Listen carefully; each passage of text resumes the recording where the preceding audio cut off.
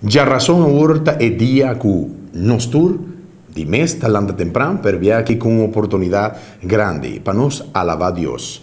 E de como mitad e sete tempo de adoração lo começar. E nós temos a oportunidade com nosso colega Carlos Pereira fazer uma entrevista com a senhora Shermila de la Cruz, dando-nos mais detalhes do programa que lo começar dentro do canal aqui, canal 22 de TDS, 102.3, também canal 2 de Talbo e Naruba canal 55, que programa Tempo de Adoração.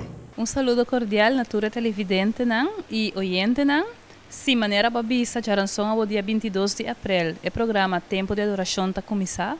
Maneira nós tursa que o tempo de Deus está perfeito e nós também é tempo perfeito de Deus para começar o programa. Quando começar já ranção ao de 6h30 para 7h30, ele é um programa dedicado a Deus, na primeiro lugar, e de mês na tour e televidente e oyente que lo sintonizamos durante o programa.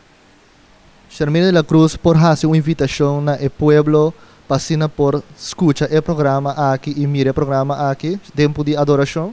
Sim, me quero invitar o povo de Corsol, o povo de Aruba e Bonaire, para de Chaluna para Chabierna, de 6h30 para 7h30, de um bom tempo e mi tempo, então nosso tempo com Deus, tempo de adoração.